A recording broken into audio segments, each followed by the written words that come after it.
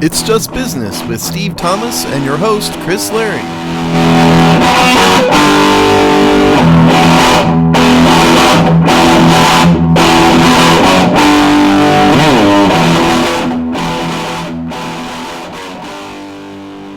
Hello and welcome to another episode of It's Just Business on the Hogstye Network, the show where we look at the dollars and cents of the sports media business industrial complex in all of its summer vacation glory. How you doing today, Steve? I'm doing all right. I'm in post-Hurricane Beryl recovery mode still down here, but all other than that, all is well. My house is still standing. Everybody be happy to know. Needs a new roof, but it's going to get a new roof, so that's good. Special thanks to the local insurance company for agreeing to my claim. I appreciate that. How are you, Chris? Fine, normal. I was just explaining to Steve that I was voluntold. Has anybody in the business world ever heard that term before? Oh yeah, absolutely. Yeah. It's a good military term. Yeah. Oh, is it ever? Is that the the original genus of that? Well, it's a good one. So I was voluntold that I'd be hosting a leadership retreat at my house this summer. So I'm in. So that means, every corner, every closet, I got to be self-conscious of, I got to make sure that like my behind the curtain, Steve, something that would horrify you, I'm sure. Yeah, it definitely would. I am not being voluntold for that. In the military, the voluntold thing usually was like a rent-a-crowd situation. Some event or some, high-ranking poobahs coming in, and you've been voluntold to go sit in a crowd and listen to this person speak. That's usually what it is in the military. What your voluntold thing is a bit more serious because you're being forced to harbor people at your house. Yeah, it's like being in the audience, but also stage managing and also making sure that everyone has a place to sleep and eat. And and you don't want people in your house. You have your personal stuff lying around, and it's your world, and that would make me very uncomfortable. Yes, it is a little bit on the awkward side, but I think it will be good. And I did rent one additional house for spillover, so it's not. Oh, you did? My house. Yes. I think I would make the spillover everybody. That's maybe what I would do. Rent a really big house. How about that? Yeah, it's like one of those things where at the time I was like, well, I could go a couple different ways. And then, well, this way I don't have to leave. But then I'm like, oh, man, why? I wish I could just leave. Go to a hotel. Oh, you just leave them in your house and you leave? That would be worse. Well, that too. No, but I was like, when the decisions were made, I was like, I could do this. It seemed like lazy at the time, which was just host. I was like, well, am I insane? I don't want Chris to answer this because I don't want to get him in trouble. But it seems a bit obnoxious to me of a superior to tell its subordinate, yeah, you're going to host this thing at your house. Good luck. Start planning. Well, you don't have to say anything you don't want. Don't get in trouble. But and to be fair, it was like we want it to be in your region. And then I was like, well, if it's going to be in my region, it might as well be more on my, where I can control more things. So ultimately, I'd probably make the decision again. So they didn't explicitly say that we had to use my house. Okay, so you're part complicit in this. Yes, right. Yes, I'm. Okay, well then that's the Vala part of the saying, right? Well, kind of, yeah. Right. Yeah, that's the art of it. You have to sort of. So it's not. In the end, you always have to half think you had some part of it. So it's not really the world's tiniest violin playing for you, but since you are part complicit in it, I guess. Yeah, I'll take a regular size. A regular size violin is fine. Yeah, I still don't envy you, and I would not. I would, if my house is used for that, I would not be at my house. I can tell you that. Me and the Les Paul would be, at a hotel. Yeah, that would be a rental. All right. Well, I'm sure everything will go fine. Now I'm just watching the weather because I also don't want it to be like summer storms and no one can go outside. And then they're stuck in your house, in your living room for a week. Right. How long is this event? It's only a couple days, so in and out. There we go. All right, Steve. So we're kind of, speaking of summer vacations and summer fun and all that, blah, blah, blah, blah, blah, blah, blah.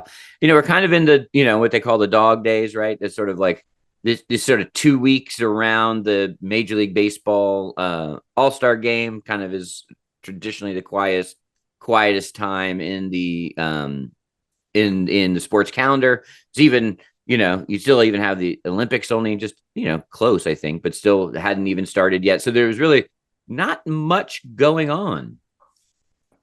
No, there is not much going on. It is always very slow this time of year, but there is a little bit going on. And this comes in the form, because otherwise we wouldn't have a show, but this comes in the form of the NBA additional discovery on its media terms. So we talked about 76 billion things going on. just a little bit. A little bit of money. We talked about this last week, and I think maybe the week before, the show before too. And even months talking about like that this was, we were on the way to something like this happening. Yeah. So what's happened here is that Warner Brothers Discovery has, in the midst of making a move to try to not lose their cash cow. CNBC has this. There's a couple of stories, but the one I'm looking at is CNBC. NBA sends media terms to Warner Brothers Discovery, officially starting 5-day match period by Alex Sherman, published July 18th. And so what has happened here is that Amazon, if everybody recalls, bid for a package of games to the tune of $1.8 billion. Now, Warner Brothers, probably because of their existing contract, I would assume, has the right to match this package.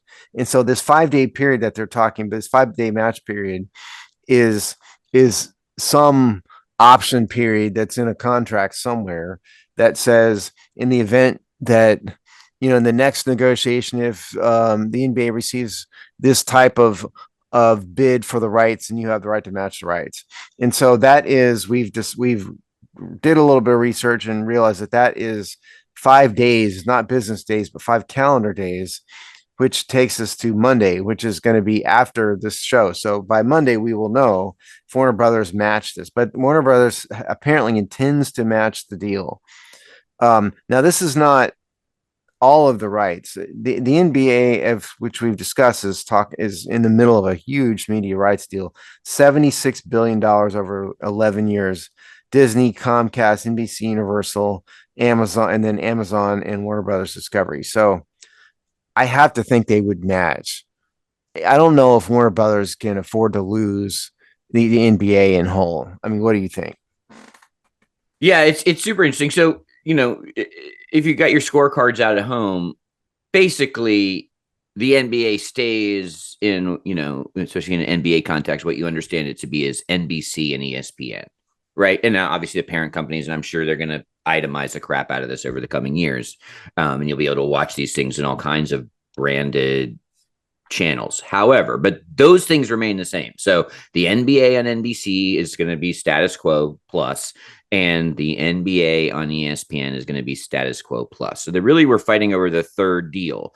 Amazon has come in and swooped in and taken it from Warner Discovery, which is the NBA on TNT or TBS, whatever. And we've talked a lot about the issues there, them losing it.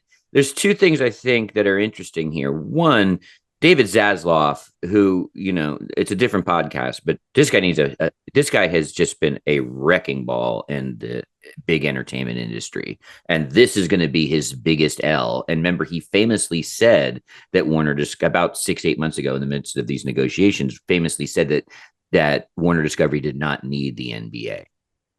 And that apparently angered people within the NBA side so much that this has become a little bit personal. So yes, this was a zombie from the last media deal. The fact that that Warner Discovery has this right of refusal here, kind of like a limit, kind of a rights controlled free agent, right? They have the ability to match the offer here. And by all accounts, they are. Okay, that makes sense. The interesting part is here, and it's where it does connect to the bad blood, is that the NBA is lawyering up or accessing its own lawyers to figure out if they can countersue and how valid that counteroffer process can be. And the courts will probably ultimately decide who gets this, Amazon or Warner Discovery. And Warner Discovery, the NBA will make the point that this is a different package because this is Amazon would be streaming exclusive. And they're going to say that these things aren't akin, right? This contract that said refusal and blah, blah, blah is such old world in terms of the technology that it's not relevant. Well, so these will be the areas of debate and legal disagreement. And if the courts are asked to come in here and help to sort this out, because I actually think, and this goes back to not solely because of, but partially driven by the bad blood between Zaslav and the NBA. I don't think even Warner Discovery matching Amazon's deal here is going to be the end of the story, and doesn't necessarily guarantee we know where that third package is going to be. Well, yeah, I mean, the question that's going through my head is whether Warner has a true right of first refusal, or if they just have a right to match. I mean, the difference would be that in a right of first refusal, the NBA would be forced to accept the offer, whereas just a right to match would not mean the NBA has to take it. And that seems to be kind of the tone and tenor of the CNBC column, because what Chris is talking about says in here that there's possible lawsuit about this. I mean, I don't know why the NBA would want to take an offer that is similar. Well, I have a theory. What very first thing I saw was, why would the NBA want to take Amazon, which is streaming only, when if they could go with Warner and have both streaming and broadcast rights? I think the answer is in buried in the column. It says Amazon's got 200 million subscribers. Double max. Yeah. Right. Whereas Warner's got 100 million. And so I think the theory here is Amazon, despite being streaming only, will actually reach more people than Warner Brothers, which really, I mean, if you'd said that's 10 years ago, I'd have been absolutely dumbfounded. But this is just kind of we've been talking about it for years, a further kind of blurring the lines to me between broadcast and streaming rights. Does it really matter that much? Either way, we can put the game on our television. And that's what the NBA will argue. They're like, who cares? You're talking about semantics, basically, about delivery. Like the rights to broadcast. Who knew 20 years ago, no one would understand what broadcast would be like 20 years later and 20 years in the future. So like the NBA, if it will make a version of that argument that the delivery mechanism is irrelevant, for the rights to be able to transmit that content. So it's gonna be super interesting. And not only does Amazon have double the amount of subscribers, but it also by definition has more global reach, because it's got contracts and pathways and all kinds of licensing agreements internationally that's going to help them broadcast. It's also one of the reasons they have double the amount of subscribers, obviously. So they just reach numbers and reach and a regulatory path to reach internationally. They are just so far ahead of Warner Discovery on that and a lot of people scratch their head and they say 76 billion for the NBA, like, isn't interest down? I'm one of them. Blah, blah.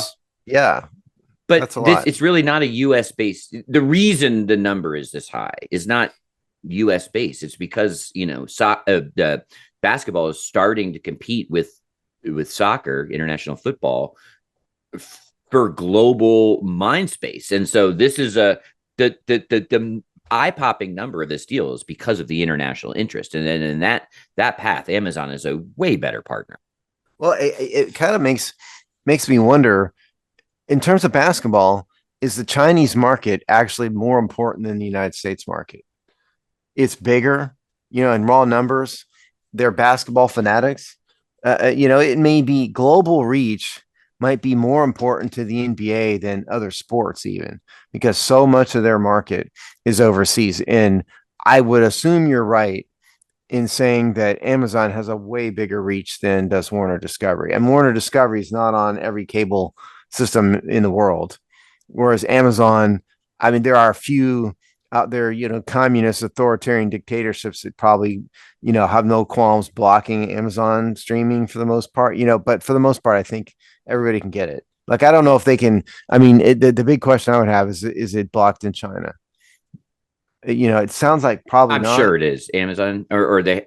I'm pretty sure it is. But that doesn't mean they don't punch. This doesn't give a way to let a certain content through or what. I mean, this is a leverage agent for sure. Interesting about like NBA's basketball popularity globally. This is going to sound like such a humble brag, but I was at a business dinner a couple weeks ago in Slovenia, and so I straight up asked the Slovenians that I was eating dinner with. I think we were talking about sports broadly. I'm like, okay, so in Slovenia, because of Luka Doncic, Slovenian, what's bigger, football, / soccer or basketball. And they ultimately did say, all right, I'm going to, probably still soccer just because of the, history. But it was a 5-minute conversation. And at times they said basketball. And when you start seeing megastars that come from different parts of the globe, that goes a long, long way. But I thought it was super interesting where they had, I think it was 3 of them. And then we kind of had a debate and a conversation about what was more popular in Slovenia, basketball or soccer. No, that is very interesting. Now is that just because of Luka Doncic? I mean, it's a huge, but remember, Slovenians, I mean, that basketball, that sort of Balkan area has provided, Tony Kukoc, right? That they've provided basketball players for a while. So that's not like a relatively new. So I think it was building on things. But yes, I mean, obviously having a megastar goes a long way. But he wasn't an anomaly either. It's a lot of inroads have been made. I still don't think Americans truly appreciate how big soccer is worldwide. You kind of say it, people say it, but I don't know if people truly understand because we are so obsessed with the NFL here. The rest of the world does not care 2 wits about the NFL, really. Oh, while I was there, everyone was talking about first Netherlands, right. UK, and then UK, I think Spain, UK versus Spain. Yeah, it was on everybody's lips. You could see, you walk down like the city blocks, you could tell it was on TVs 100%. Yeah. So, I don't know. I mean, prediction time, what does the NFL want to do here? I mean, the NFL NBA, or the NBA rather. Yeah.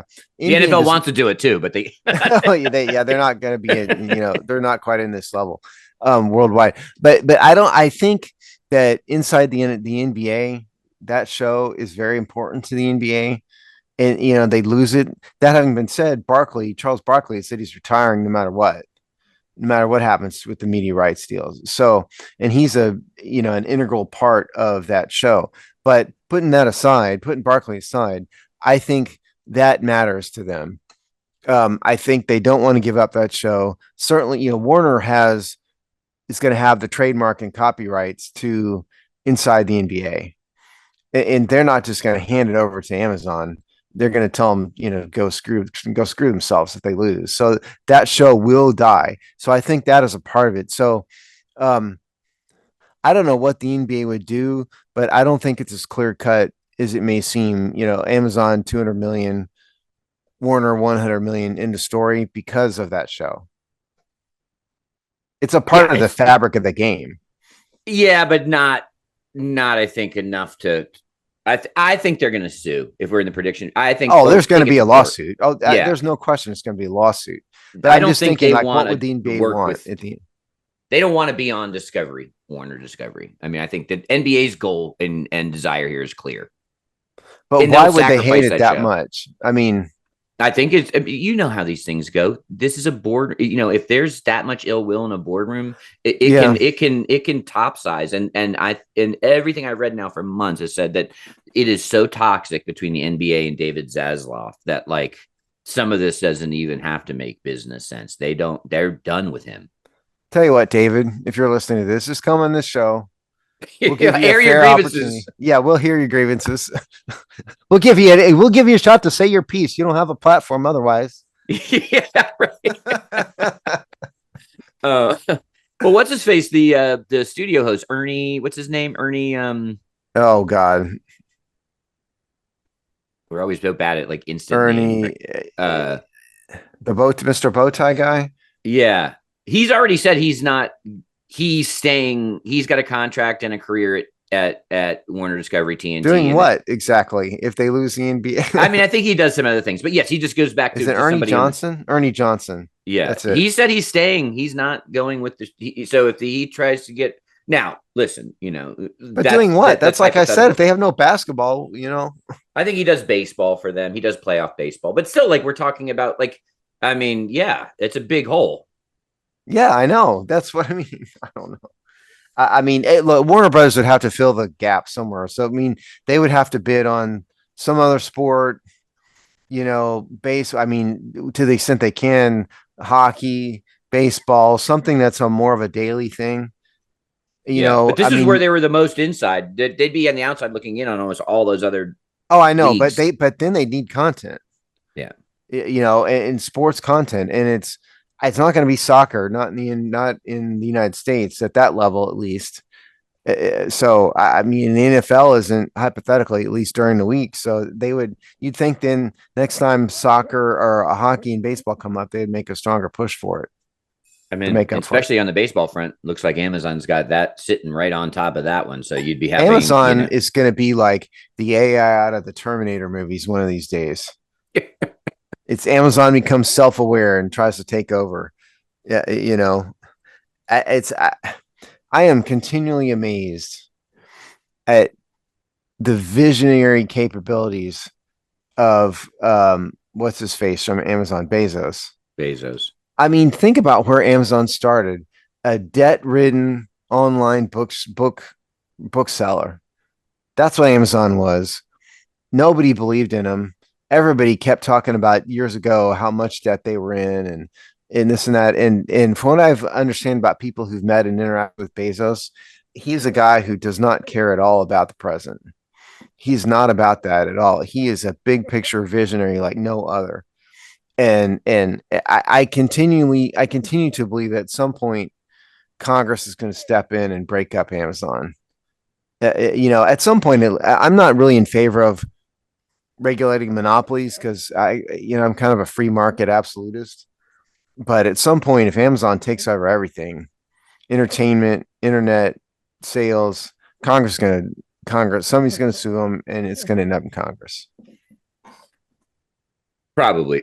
Who knows? Probably should. I'm not even saying I want it. I'm just saying I think it will. I'm saying that maybe the opposite. I would actually welcome it. I actually don't think it's going to happen. Maybe not soon because too many people are, too many, influential people need Amazon. I think its base is almost too big. It's going to be viewed as too big to break up type of thing. Yeah. Well, we'll see. The funny part about Amazon, the Bezos specifically, is I can't wait to have this like larger societal debate when he eventually buys the Seattle Seahawks for something like $9 billion. Well, yeah. So prediction here. I think at the end of the day, it's hard to predict if we don't know what this right of first refusal / right of offer or whatever it is that Warner has. It's hard to make a prediction not having read it, because if there's language in the thing that says the NBA must take this offer and then they want to go argue about it, that's one thing. But if all it says is they have a right to make an offer, I mean, at the end of the day, even if it goes to litigation, which it almost assuredly will, I'm going to say I think Amazon probably walks away with this one way or the other somehow. Oh, I think so too. Yeah, I would agree with that. From a whole bunch of different angles. I also think Warner Discovery knows that the chips are in, so it's also how hard they push it. And they flubbed. I mean, they're the ones that tripped over the finish line. They're probably willing to put $20 million into a lawsuit for even the chance of getting a $1.8 billion deal. So I mean, they may go all in on it. Do we know what the deadline for this is? What, for their decision? See. Well, when the existing media rights deals expire, they were ahead of it, but I think we're starting. It wasn't like 12th hour negotiations to get the parameters of this deal in place. So I think it's in 2025 or at the change of the year. It's coming up, but not like right around the corner. So if you're scoring at home and you're listening to this after Monday, which you most assuredly are, it will be interesting to look at what Warner Discovery does, if they're probable match, if they offer more, if they don't match at all. And more importantly is what is the NBA's reaction to that? And the scene, just in case we weren't clear, the CNBC column does expressly state that it's unclear if the NBA can reject Warner Brothers Discovery matching rights. Right. So their question is the same as our question. What that means is nobody's read it. Yeah, that's what it means, because it's not a public document. It's going to be a contract between the parties. So in some ways, this is a preview story. So that gives you something to watch in the parameters of where this discussion will go after Monday. Those of you who are business nerds like Chris and I will be excited about it. And you are, if you're listening to this, you probably are a business nerd. Speaking of the intersection of commerce and sports, something, it's something that's kind of hysterical because I remember talking about this issue with one of our old co-hosts, John, is the fate of EA's NCAA college football game day game. I think something called something similar to that. But basically, the issue was that it was like a Madden-like football game, but for college football. It had the real teams, it had the real players. It was everything people like about Madden, even the gameplay, except it was about college football, not pro football. Wildly successful, wildly popular, and the game just went away. I think it went away for 12 years. And it is back as of July of this month. As of when you're listening to this, you can now play the 2024 version of NCAA college football on EA Sports after this long journey of it not being available. And basically, this was a name and issue likeness lawsuit by former UCLA and sometime pro basketball player Ed O'Bannon, right? And basically saying, hey, why are you making money off my name, image, and likeness off these video games? And that basically just put the kibosh on having the game until these things got sorted out. They've been oh boy, have they been sorted out. Talk about a 12-year journey from the filing, from that lawsuit to where we are now in college sports, and especially college football, which we'll talk about how they weaved into the gameplay here in a minute. But this is a pretty big signal. We know the sea changes and the sort of outputs. This is one of those outputs of the sea change, and you can play this game again. How did EA Sports think they can just literally steal people's name, image, and likeness? Literally steal like it 15 years ago when this was the norm? Yeah. I mean, I don't know how anybody thought they could possibly get away with that. I mean, these gamer guys, I mean, what, don't they have legal counsel? Don't they have legal counsel? Yeah. So, there's a column about this in The Athletic, what the college football 25 video game revival means for the sports place and pop culture by Christopher Camrani, dated Monday, July 15th. And so basically what it boils down to is they're having to pay back pay to a bunch of people. I think it's $4,000. Is that right? Yeah, there's a $40 million total settlement between EA Sports and the plaintiffs, and that would compensate as many as 100,000 athletes, $4,000 each. And then there's a structure in place going forward wherein, they will be able to legally use the name, image, likeness of players because, as we know and we've talked about, NIL deals are now legal, and not only that, the NCAA is going to be paying players and everything. So this is a perfect time to get something like this done.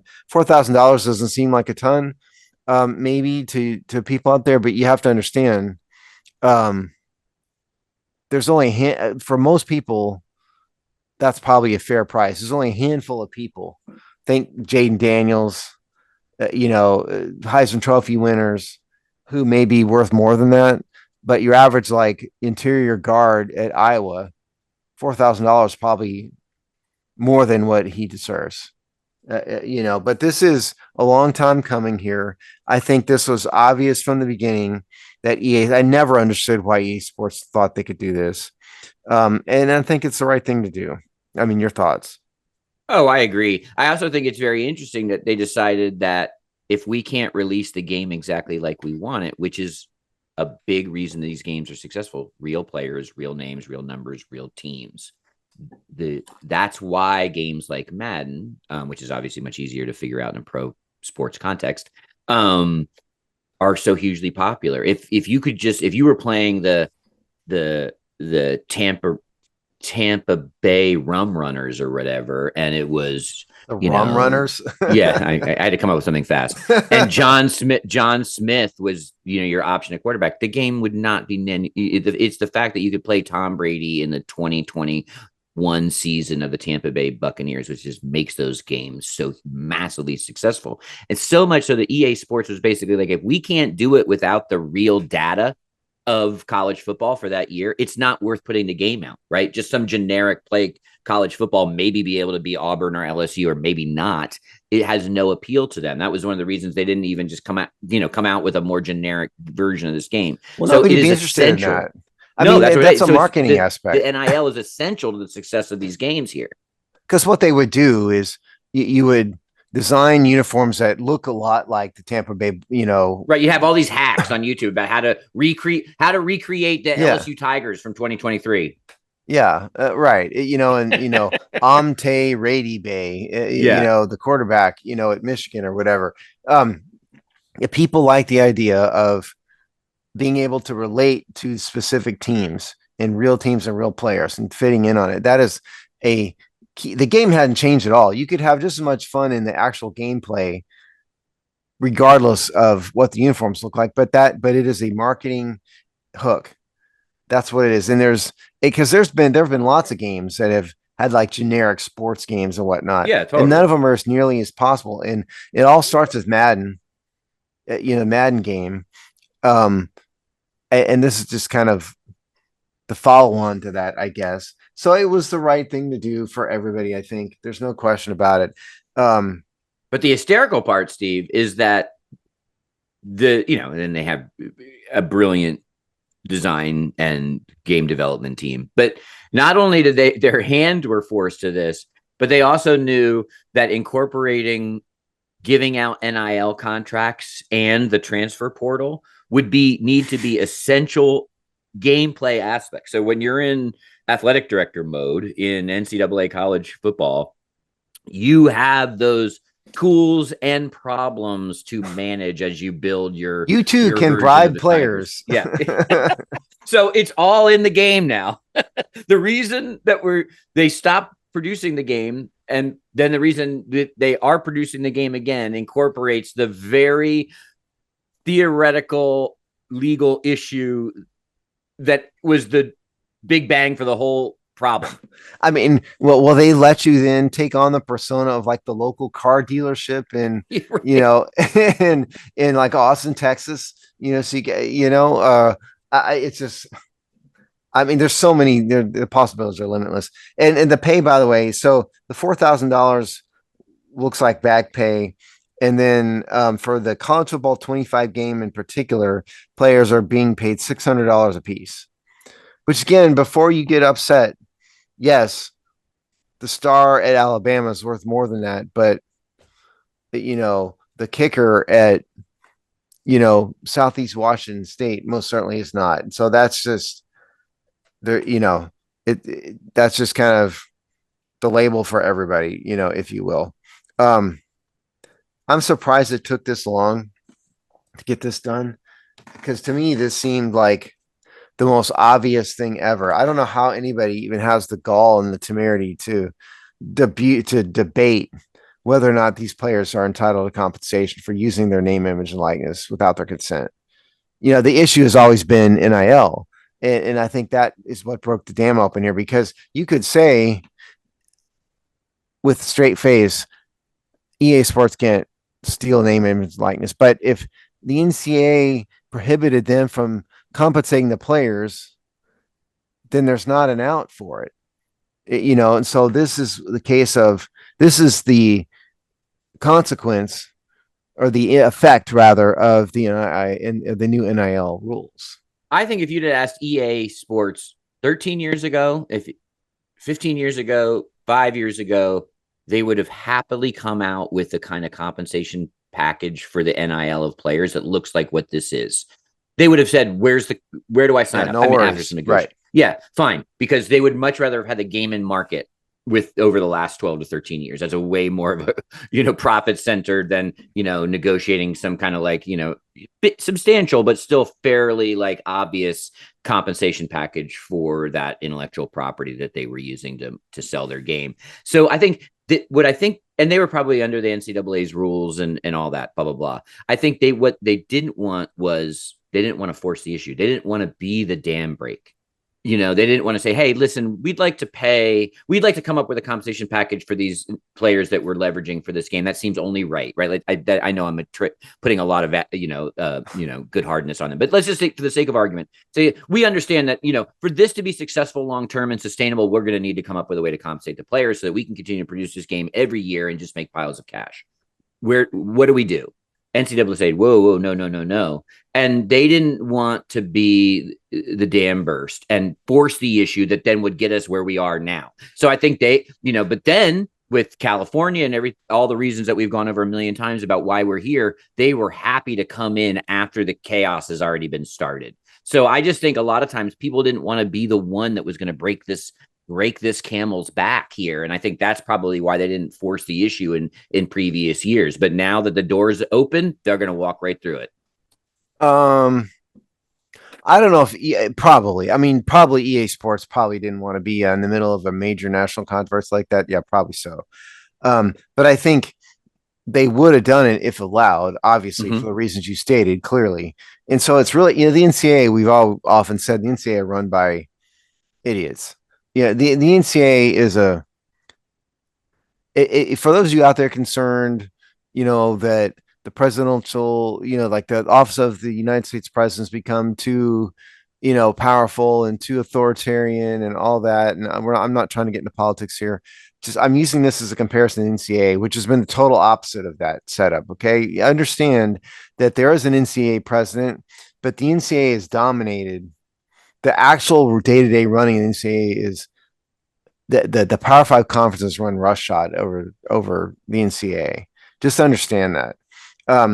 But this is the consequence. And by the way, there's another. Do you want me to get into this other story right now? Since I'm thinking. Yeah. So go for it. Okay. So the other half of the NCAA issue here is that if you recall, we told you that there was a settlement in the NCAA lawsuits regarding payment of players. And the NCAA settled for some enormous number, like billions of dollars, and agreed to pay back pay going back something like 10 years. Don't quote me on the number. And then set up a system wherein going forward, players would be paid by the universities. What kind of left unstated was whether they'd be employees or not. I don't know if they've worked that out yet. I'm assuming the NCAA wouldn't want employees, but this is called unintended consequences, ladies and gentlemen. So commissioners now are looking at capping roster limits for NCAA football teams, college football rosters to 105.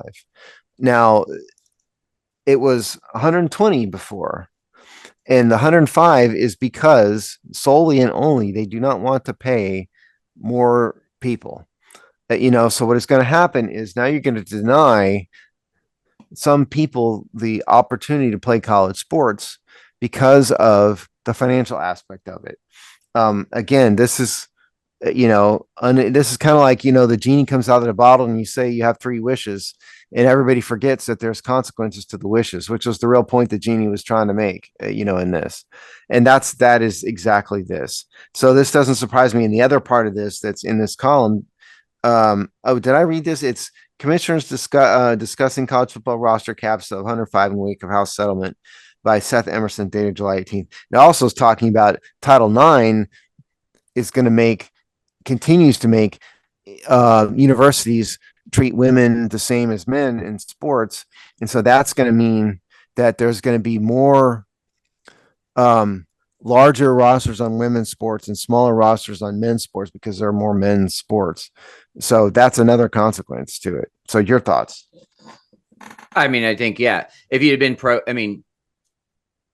a proactive model would have been building a system that had these things pre-negotiated, balanced, where we understand where we're going to feel pain, where we're going to get benefit, blah, blah, blah, blah, blah, blah. Right. But yes, they're now retroactively trying to put floors and ceilings, caps, triggers, all the things that you would really want to do before you would lose these things, but that they control none of this, and so they're just trying to see what they can do to stem the bleeding. This is why I said or mentioned that the NCAA is a very weak center when it comes to leadership, because They can't like manage. because one strong leader who had the conference under control could dictate and say, look, we will design, we're going to come up with a system. But when you have, it's like NATO, the UN, people sitting around arguing with each other, usually nothing gets done, and whatever gets done is bad.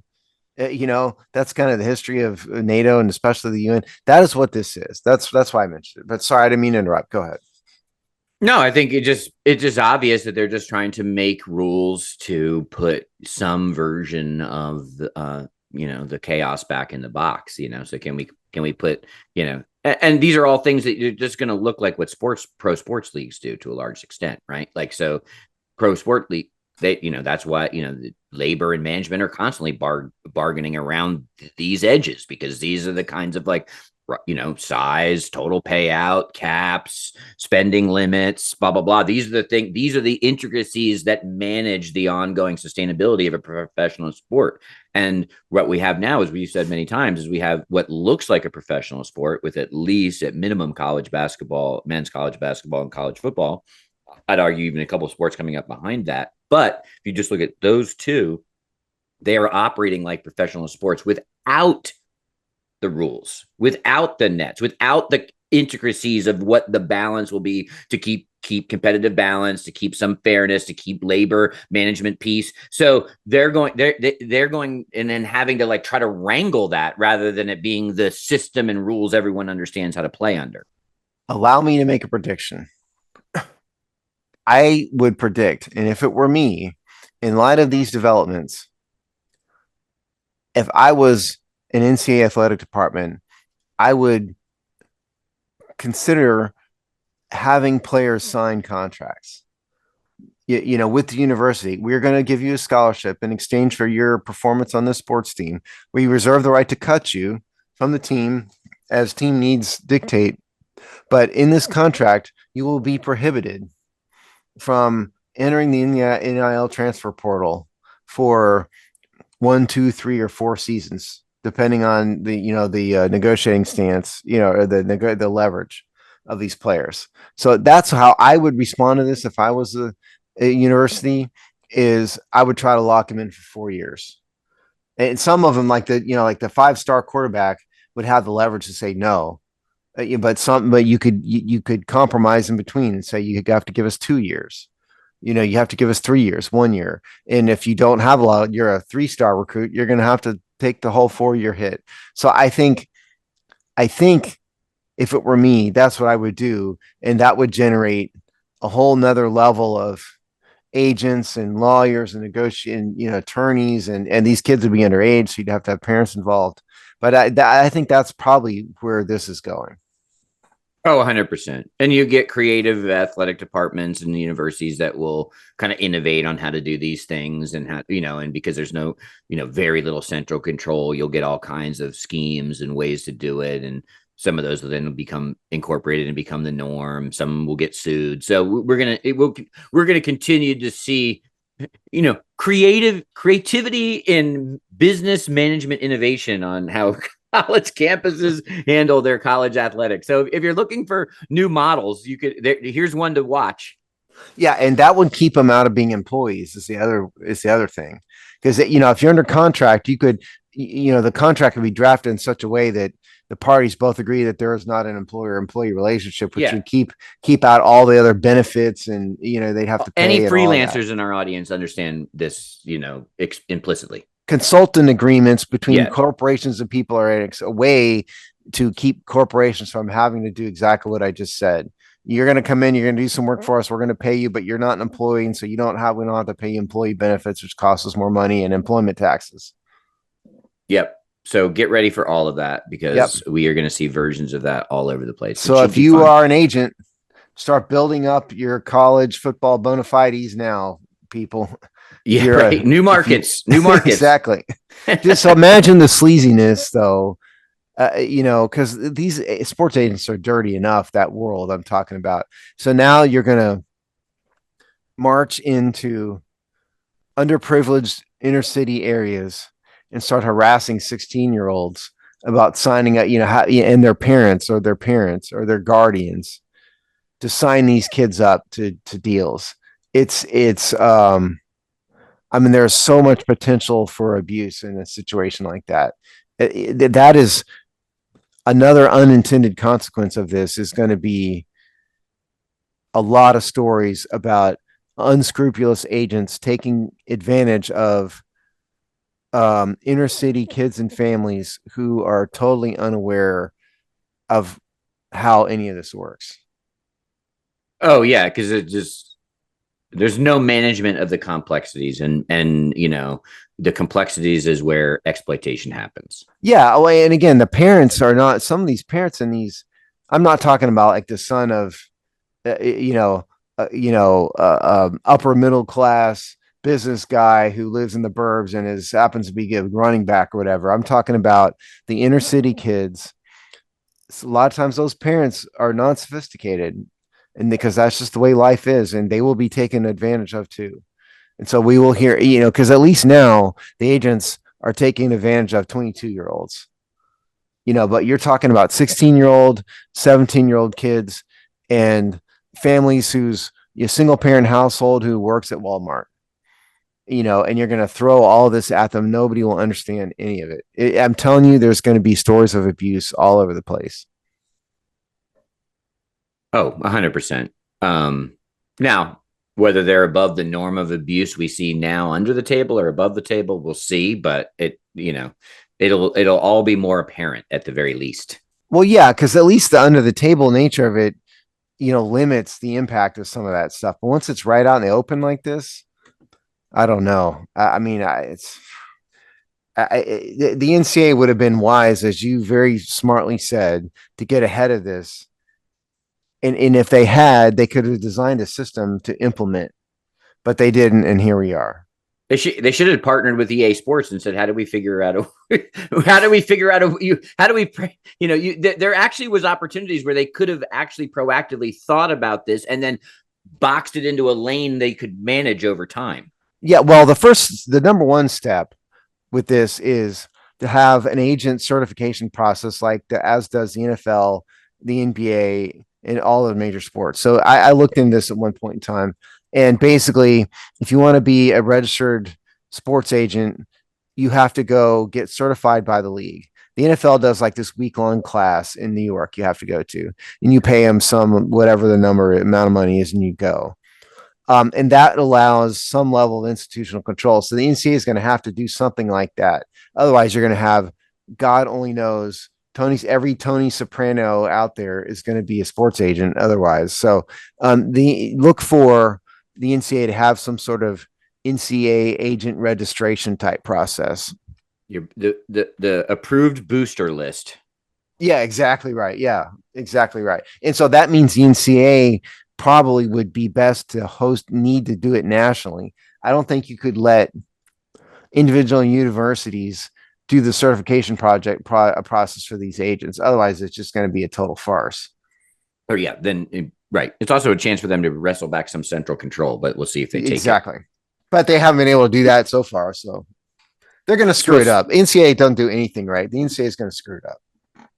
Speaking of creativity and financing and innovation and big deal business tactics, Roger Goodell recently admitted something that was as apparent as the sky above us, in that they are definitely considering what private equity money they would allow into their ownership bouquets. We've talked many times about Josh Harris and Washington and what it took to get to $6 billion, with 27 owners, blah, blah, blah, all of the creative math.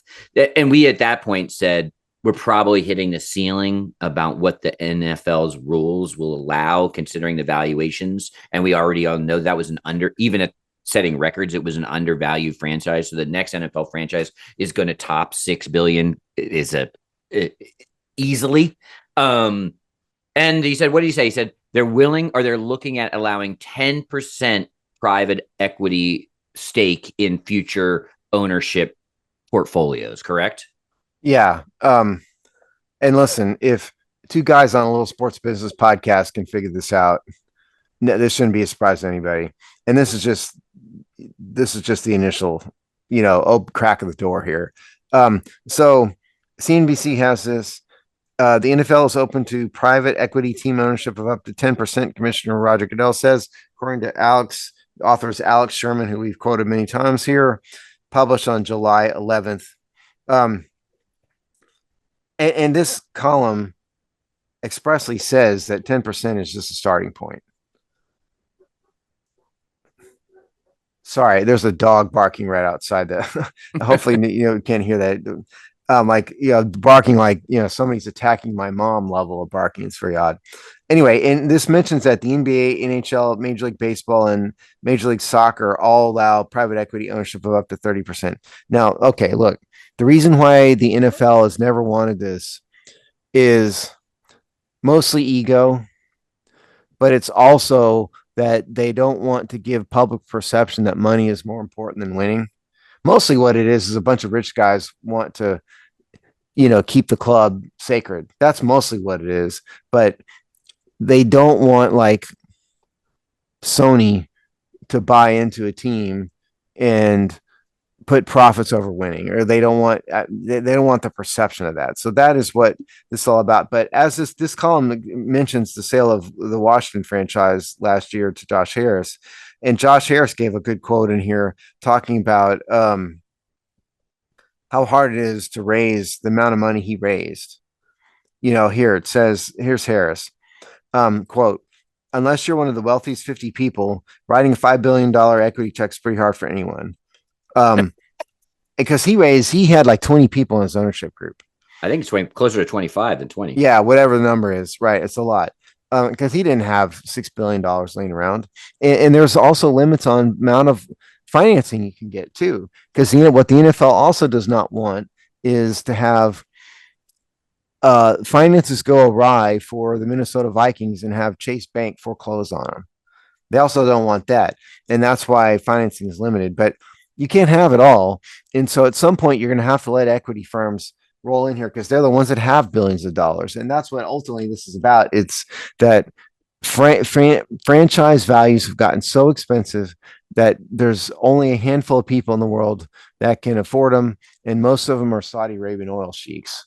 There's a very good reason the NFL has these rules in it, as Steve basically just detailed. And in a world where, everything Steve said is true, and I think it's probably ultimately for the right reasons that you were worried about too much debt load on one team, too much foreign money in one team, too much, is this just part of a larger, portfolio that can get itemized and sold when needed from capital investments, blah, blah, blah, private equity.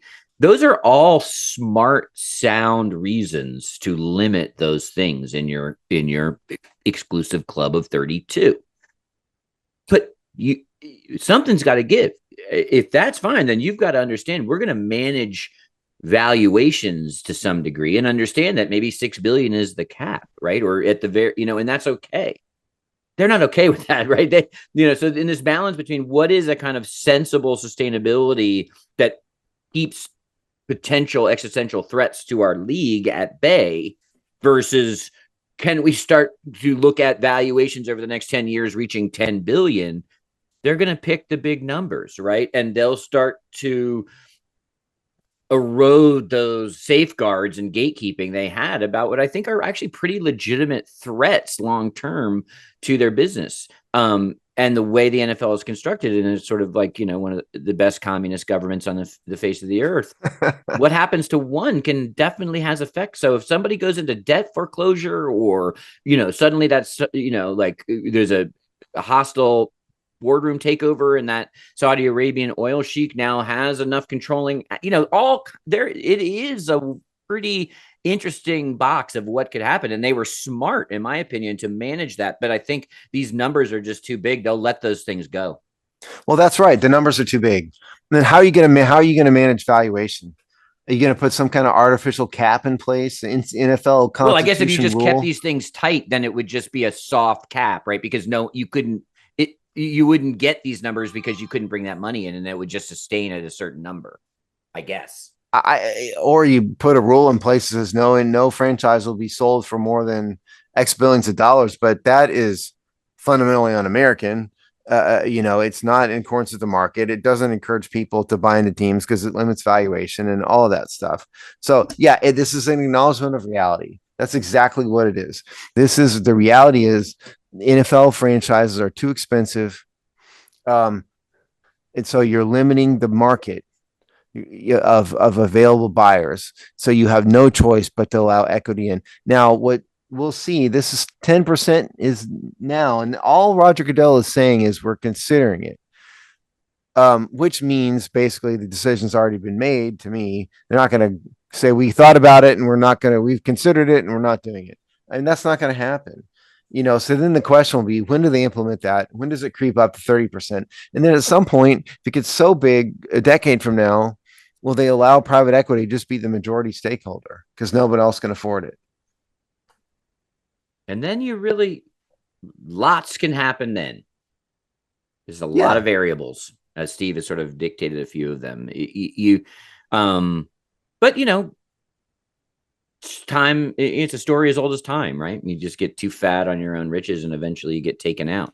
So they got to balance how long they think they can run and make this, and how big do they want to get. It's kind of back to, the fall of Roman Empire. You become a victim of your own largesse, and it just becomes so big that it falls apart. I mean, I'm not saying the NFL is the Roman Empire. What I'm saying is the Roman Empire became so big that the fundamental culture of what brought it there kind of fell apart. And that could happen to the NFL. So they have to do something to stem the tide. And, this is it. Yeah. And growing their international brand and audience, which we sort of talked about in context of the NBA. But that's the worst thing in the world if you invited in some foreign equity partners. That would be growth in and of itself. Yeah, 100%. And then they are slow. I got to give the NFL a little bit of credit. They're making inroads in places like Brazil, Mexico, pockets of Europe. But the problem is the reason why soccer is so popular around the world. There's a lot of reasons, but one of the reasons is everybody can play it. It doesn't cost any money to play soccer. You have to buy a soccer ball, and that's it. NFL football is a very expensive game to play.